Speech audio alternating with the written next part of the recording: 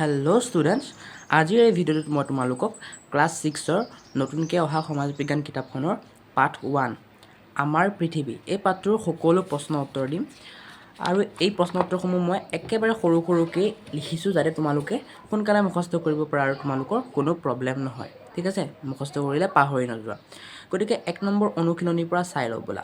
তাৰ আগতে মই কথা এটা কৈ দিওঁ, ডেছক্ৰিপশ্যনত মোৰ হোৱাটছএপ চেনেল আৰু ইনষ্টাগ্ৰামটোৰ লিংক থাকিব, গৈ পেলাই ফ'ল' কৰি দিবা তোমালোকে। ঠিক আছে, আৰু সমাজ বিজ্ঞানৰ বাকীবোৰ চেপ্টাৰৰ লিংক থাকিব, সেইবোৰ যদি মন আছে তোমালোকৰ কুৱেশ্যন আনচাৰ চাবলৈ সেইবোৰো চাব পৰা, ডেছক্ৰিপশ্যনত লিংক থাকিব। ঠিক আছে, আৰু বাকী মই ক্লাছ 6ৰ সকলো ছাবজেক্টৰে ভিডিঅ' দিছোঁ, তোমালোকে চেনেলত গৈ প্লে'লিষ্ট চেক কৰিব পাৰা। এতিয়া আমি অনুশীলনী 1 নম্বৰ প্ৰশ্নটো কি কৈছে আমাক, তলৰ প্ৰশ্নবোৰ উত্তৰ দিয়া। ক নম্বৰ, সূৰ্যৰ পৰিয়ালটোৰ নাম কি? গতিকে ইয়াৰ আনচাৰ হ'ব এইটো, সূৰ্যৰ পৰিয়ালটোৰ নাম হ'ল সৌৰজগত।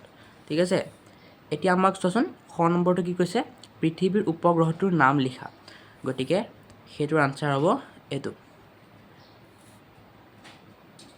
পৃথিৱীৰ উপগ্ৰহটোৰ নাম হ'ল চন্দ্ৰ। ঠিক আছে, 2 নম্বৰটো আমাক কি কৈছে, সৌৰজগতৰ গ্ৰহকেইটাৰ নাম সূৰ্যৰ পৰা দূৰত্ব অনুসৰি একাদিক্ৰমে লিখা। মানে সূৰ্যৰ পৰা কোনটো গ্ৰহ সকলোতকৈ ওচৰত আছে, তাৰপিছত কোনটো এনেকৈ মানে একাধিক ক্ৰমে লিখিব দিছে। গতিকে তোমালোকে জানাই চাগে এইটো আনচাৰটো এইটো হ'ব, সূৰ্যৰ পৰা দূৰত্ব অনুসৰি গ্ৰহবোৰৰ নাম হ'ল বুধ, শুক্ৰ, পৃথিৱী, মংগল, বৃহস্পতি, শনি, ইউৰেনাছ আৰু নেপচুন। ঠিক আছে, তোমালোকে লিখি লোৱা ভালকৈ, আৰু এবাৰ লিখি লোৱা যাতে এয়া মই দি দিছোঁ, তোমালোকে স্ক্ৰীনশ্বট মাৰিব খুজিলে স্ক্ৰীনশ্বট মাৰি ল'ব পৰা, নহ'লে লিখি লোৱা। নেক্সট তোমালোকক কি কৈছে, এইটো 3 নম্বৰটো, চন্দ্ৰটো সূৰ্যৰ তুলনাত বহু গুণেই সৰু হ'লেও পৃথিৱীৰ পৰা দুয়োটাকে কিয় সমান দেখি? চ' এইটো উত্তৰটো হ'ব এইটো, চন্দ্ৰটো সূৰ্যৰ তুলনাত বহু গুণে সৰু যদিও পৃথিৱীৰ যথেষ্ট ওচৰত থকা বাবে পৃথিৱীৰ পৰা চন্দ্ৰ আৰু সূৰ্য দুয়োটাকে আকাৰত প্ৰায় সমান দেখি। এতিয়া আমাৰ পৃথিৱীৰ ওচৰত কোনটো আছে, চন্দ্ৰ আছে, আৰু দূৰত কোনটো আছে, সূৰ্য। আৰু যিহেতু আমি ওচৰত থকা বস্তুটো বেছি ডাঙৰ দেখা পাওঁ, সেয়েহে আমি চন্দ্ৰটো ডাঙৰ দেখোঁ, মানে সূৰ্যৰ সমানে দেখোঁ, যদিও সূৰ্যটো ডাঙৰ চন্দ্ৰটো সৰু। ঠিক আছে, আশা কৰোঁ 1 নম্বৰ অনুশীলনীৰ গোটেইকেইটা কুৱেশ্যন আনচাৰ তোমালোকে লিখিব পাৰিলা আৰু বুজিব পালা। এতিয়া আমি আহোঁ 2 নম্বৰ অনুশীলনীৰ কুৱেশ্যন আনচাৰবোৰলৈ। 2 নম্বৰ অনুশীলনীৰ ক নম্বৰ প্ৰশ্নটো কি কৈছে, বৃহৎ পৃথিৱীৰ ক্ষুদ্ৰ আৰ্হিটো কি? গতিকে উত্তৰ হ'ব এইটো, বৃহৎ পৃথিৱীৰ ক্ষুদ্ৰ আৰ্হিটো হ'ল গোলক। ঠিক আছে, মানে আমি যে এইটো গ্ল'বটো লওঁ, সৰু যে পৃথিৱীৰ গ্ল'বটো, সেইটো কথা কৈছে, গোলক মানে সেইটো। নেক্সট আমাক কি কৈছে, পৃথিৱীৰ পৰিধি কিমান? মানে পৃথিৱীৰ পৰিধিৰ জোখটো লিখিব দিছে আমাক। গতিকে তোমালোকে এইটো লিখিবা, পৃথিৱীৰ পৰিধি হ'ল প্ৰায় 40,000 কিলোমিটাৰ। চোৱাচোন কিমান ডাঙৰ হয়। এতিয়া পৰিধি মানে তোমালোকে বহুতে বুজি নাপাব পাৰা, মই এবাৰ বুজাই দিছোঁ চোৱা। পৰিধি মানে হ'ল এটা বৃত্তৰ এই এটা পইণ্টৰ পৰা আৰম্ভ কৰি সেই পইণ্টটোলৈ আকৌ গ'লে কিমান দৈৰ্ঘ্য অতিক্ৰম কৰিব লগা হয়, সেইটোৱে পৰিধি। মানে তাৰ বাউণ্ডেৰীটো, বৃত্ত এটা বাউণ্ডেৰীটোকে পৰিধি বুলি কোৱা হয়। ঠিক আছে, এতিয়া গ নম্বৰটো কি কৈছে আমাক প্ৰশ্ন চোৱাচোন। গ নম্বৰ প্ৰশ্নটো কৈছে, পৃথিৱীয়ে কোন দিশৰ পৰা কোন দিশলৈ ঘূৰে? এতিয়া এইটোৰ উত্তৰ হ'ব এইটো, পৃথিৱীয়ে পশ্চিম দিশৰ পৰা পূব দিশলৈ ঘূৰে। ঠিক আছে, অ'কে। এতিয়া নেক্সট কুৱেশ্যনটো কোনটো আমাৰ চোৱাচোন, ঘ নম্বৰটো, পৃথিৱীৰ মেৰুদণ্ড কাক বোলে? এতিয়া সেইটোৰ আনচাৰ তোমালোকে এনেকৈ লিখিবা,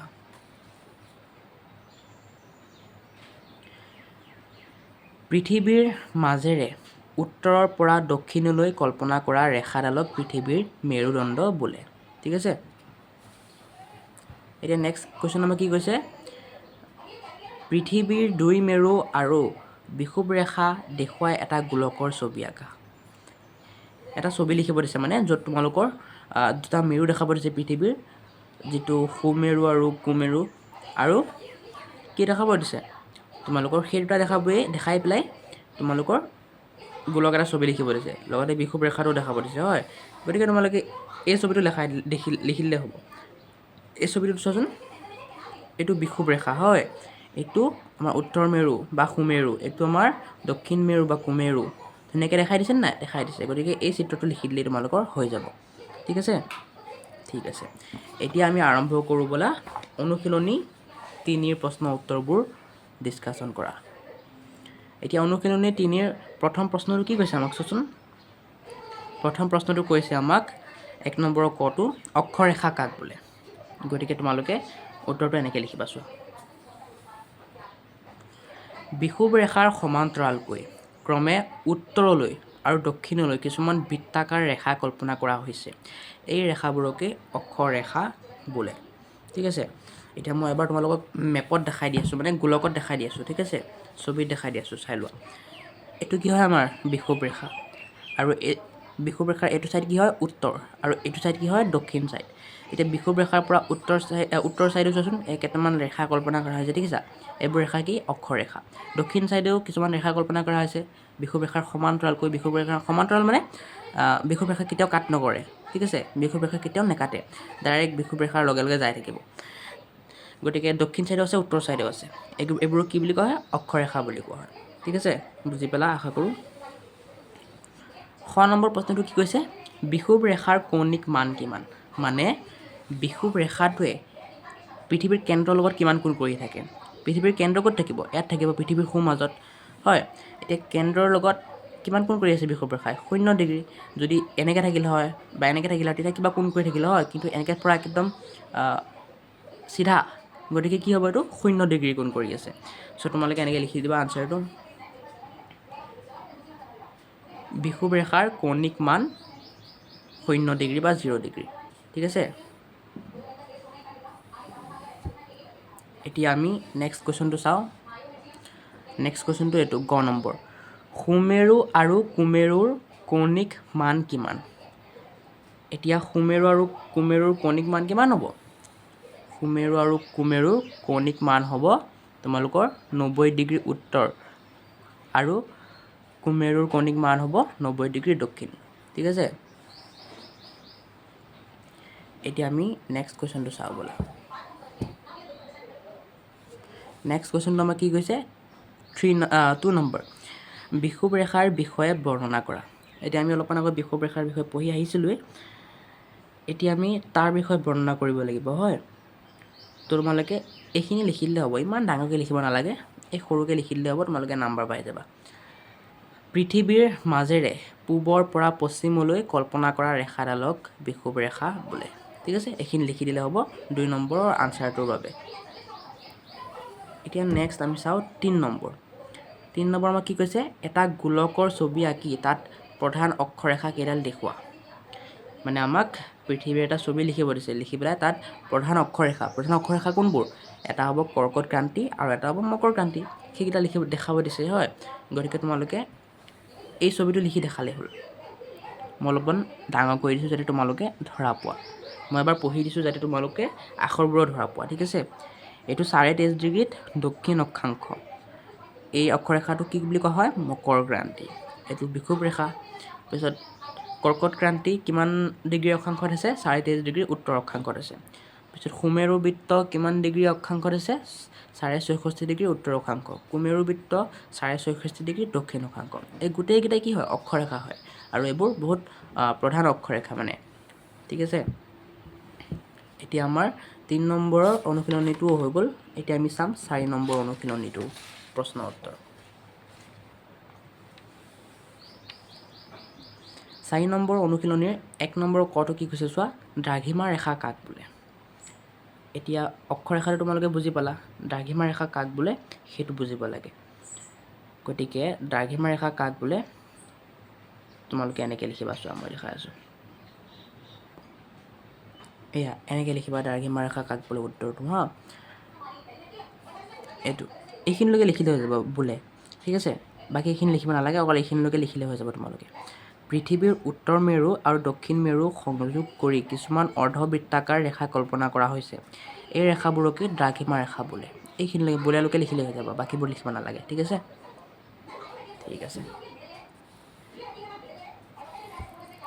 এতিয়া আমাৰ 6 নম্বৰ প্ৰশ্নটো কি কৈছে দ্ৰাঘিমাংশ কি গতিকে দ্ৰাঘিমাংশ কি তোমালোকে কি লিখিবা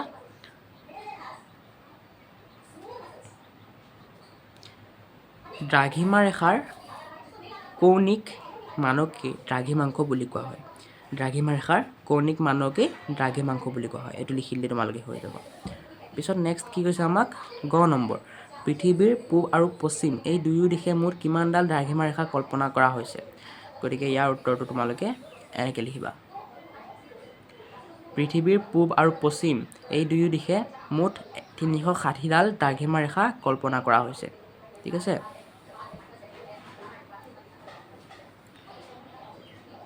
নেক্সট ঘ নম্বৰটো মুখ্য দ্ৰাঘিমা ৰেখা কাক বোলে। এই প্ৰশ্নটোৰ উত্তৰ এনেকৈ লিখিবা।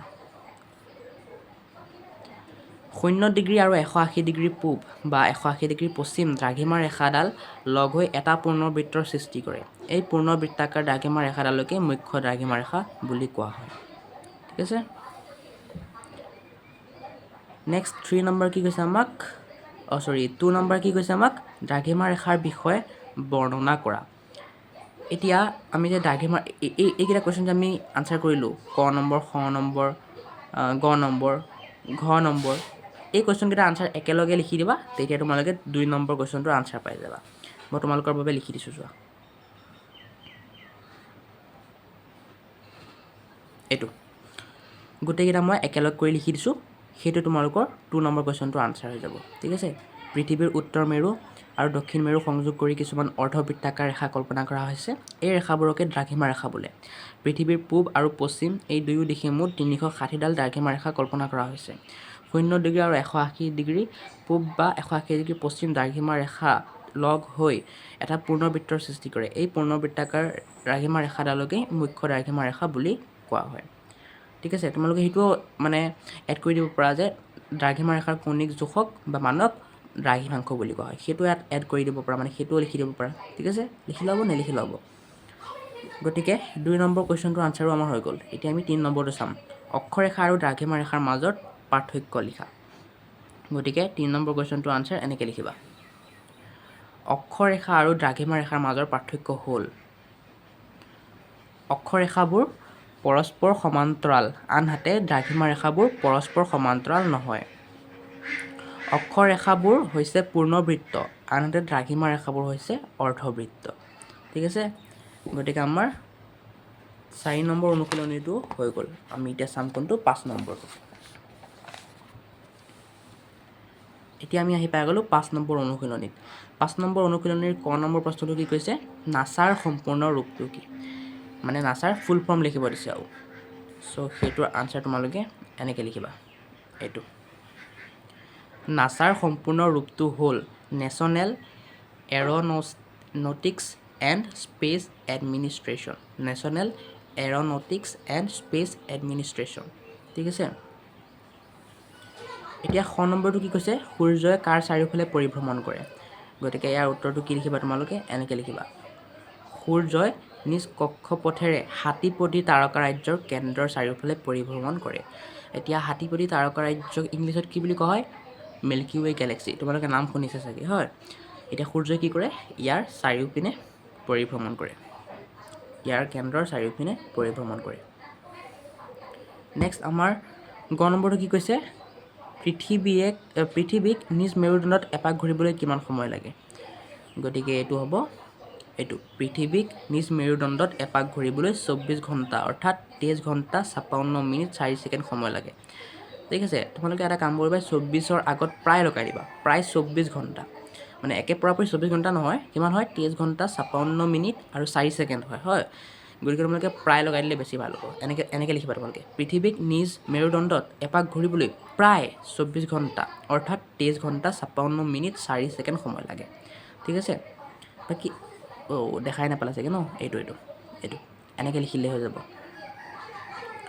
নেক্সট আমাক কি কৈছে অপসুৰ আৰু অনুসুৰ কাক বোলে। গতিকে আনচাৰটো তোমালোকে এনেকৈ লিখিবা। মই এবাৰ সৰুকৈ বুজাই দিছোঁ। অপসুৰ মানে হ'ল সূৰ্যৰ পৰা যেতিয়া পৃথিৱীখনে দূৰত থাকে আৰু অনুসুৰ মানে হ'ল সূৰ্যৰ পৰা যেতিয়া পৃথিৱীখনে সকলোতকৈ ওচৰত থাকে। এতিয়া উত্তৰটো তোমালোকে এনেকৈ লিখিবা।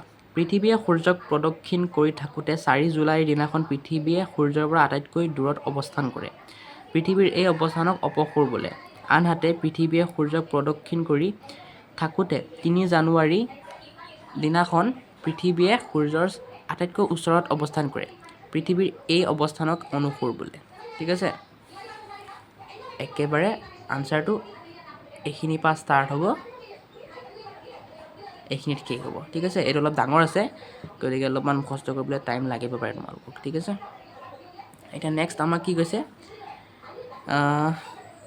পৃথিৱীয়ে সূৰ্যৰ চাৰিওফালে এপাক ঘূৰিবলৈ কিমান সময় লাগে এইটো উত্তৰ কি হ'ব এইটো হ'ব পৃথিৱীয়ে সূৰ্যৰ চাৰিওফালে এপাক ঘূৰিবলৈ 12 মাহ অৰ্থাৎ 365 দিন 5 ঘণ্টা 56 মিনিট 16 ছেকেণ্ড সময় লাগে তোমালোকৰ যদি এইখিনিৰ পৰা এইখিনিলৈ মনত নাই তেন্তে ডাইৰেক্ট লিখি দিবা পৃথিৱীয়ে সূৰ্যৰ চাৰিওফালে এপাক ঘূৰিবলৈ প্ৰায় 12 মাহ সময় লাগে এনেকৈ লিখি দিলেও হ'ব যদি পাৰা গোটেইখিনি লিখি দিবা যদি নোৱাৰা প্ৰায় 12 মাহ সময় লাগে বুলি লিখি দিলেও হ'ব ঠিক আছে এতিয়া নেক্সট কি কৈছে আমাক 2 নম্বৰ কোৱেশ্চনটোত আহ্নিক গতি কাক বোলে ইয়াৰ দুটা ফলাফল লিখা এই কোৱেশ্চনটোৰ আনসাৰ তোমালোকে এনেকৈ লিখিবা পৃথিৱীয়ে নিজ মেৰুদণ্ডত ঘূৰা গতিটোকে আহ্নিক গতি বোলে আহ্নিক গতিৰ ফলত পৃথিৱীত দিন ৰাতি হয় আৰু সাগৰত জোৱাৰ ভাটা দেখিবলৈ পাওঁ এইখিনি লিখিলেই হৈ যাব 3 নম্বৰটো কি কৈছে বাৰ্ষিক গতি কাক বোলে ইয়াৰ দুটা ফলাফল লিখা এই কোৱেশ্চনটোৰ আনসাৰ তোমালোকে এইখিনি লিখিবা পৃথিৱীয়ে নিজ কক্ষপথেৰে সূৰ্যৰ চাৰিওফালে ঘূৰা গতিটোকে বাৰ্ষিক গতি বোলে বাৰ্ষিক গতিৰ ফলত মাহ বছৰ ঋতুৰ পৰিৱৰ্তন হয় আৰু সাগৰীয় সোঁত বতাহৰ গতি তাপ আৰু বায়ুৰ চাপৰ পৰিৱৰ্তন হয় নেক্সট কি কৈছে আমাক 4 নম্বৰটো পৃথিৱীৰ দুটা ভিন্ন অঞ্চলত কিয় একে সময়তে দিন ৰাতি নহয় এইটো উত্তৰটো এনেকৈ হ'ব পৃথিৱীয়ে নিজ মেৰুদণ্ডক কেন্দ্ৰ কৰি পশ্চিমৰ পৰা পূবলৈ অবিৰামভাৱে ঘূৰি থকাৰ বাবে পৃথিৱীৰ যিটো ফাল সূৰ্যৰ পিনে থাকে তাত দিন আৰু বিপৰীত ফালটোত ৰাতি হয় যাৰ ফলত পৃথিৱীৰ দুটা ভিন্ন অঞ্চলত একে সময়তে দিন ৰাতি নহয় গতিকে আশা কৰোঁ তোমালোকে গোটেই কুৱেশ্যন আনচাৰবোৰ বুজি পালা আৰু লিখিও ল'লা এতিয়া লগ পাই আছোঁ বেলেগ এটা ভিডিঅ'ত চেনেলটো ছাবস্ক্ৰাইব কৰি থবা যাতে তোমালোকে বাকী ভিডিঅ'বোৰ মিছ নকৰা চ' আজিলৈ বাই কিপ ৱাটছিং কিপ লাভিং